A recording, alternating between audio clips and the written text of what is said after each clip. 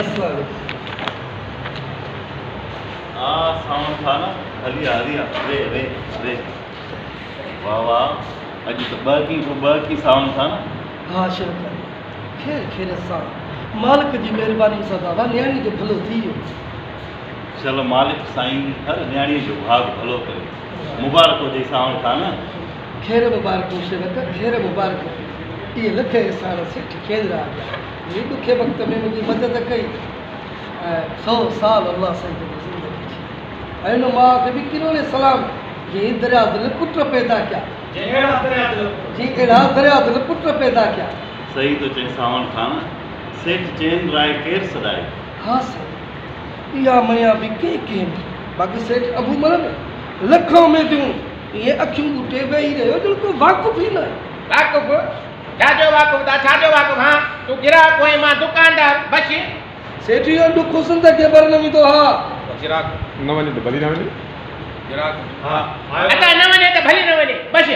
अब बीजा ओ भाई हेॾा अच जाए हेॾा अचे थो को हां हां अचे थो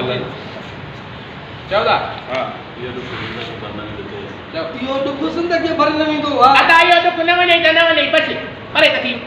भाई हेॾा हे मुंहिंजो दुकान हे आहे बाको सूसी सभु पिया हेॾा त वो मां हां हेॾा त चट त दुकान ते चट त मुझे तो नहीं जॾहिं वठणो हुजे त पोइ सुभाणे ईंदे भला छा चई त धपई कोन्हे ऐ हाँ शेवक दी आवाज़ भला सेठ किथे आई सेठ तो कोने हाँ यार थोड़ो कम हुई सो खेता है हाँ खेरा बस उनखे पता छा ॼणा साउंड था ना यार सेठ तो बाहर वियो आहे। हाँ ॿाहिरि वियो कॾहिं कल वियो आहे अञा इतवी हैं परमानंद देसावर असां सां गॾु हलण जे लाइ वाइदो कयो हुई कीअं अकेलो निकिरी वियो अञा न मञ मूंखे बस शेवक यार भाई चंद्रा ई केॾो करे सघे हाँ हुन त चयो त हेल कारोबार लाइ हले हलंदासीं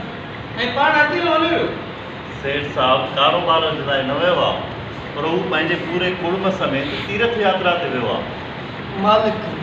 खेर असां अञा आई तो छा छा तो चई ॾींदो मां वरी हाँ ठीकु आहे अच्छा हाँ सेठ साहब पंहिंजे पूरे कुटुंब समेत तीर्थ यात्रा ते वियो आहे। छा हाँ सेठ स्वामी मेघराज जीअं ई सेठ साहब जे घर में 40 ॾींहं पूरा करे महाराज हेमनदास जी मड़ी अख्तियार कई तो सेठ साहब देवी माता ऐं ॿारनि खे साम करे अमृतसर जी राह वती। शेवक मालिक साईं खेर असां वेंदो खेर असां मोटी ईंदो हाँ सेठ जे लाइ पता छा आहे जेकर उहो न आहे त उन खां दोस्त ई आहे अच जी वठ चङो हाणे महाराज हाँ यार शेवक सेठ खे त मूंखे यापो ज़रूरु कजाए। हाँ हाँ साउंड था छो न ठीकु आहे इहो शेवक वारो शेठ वियो त आहे पर इहो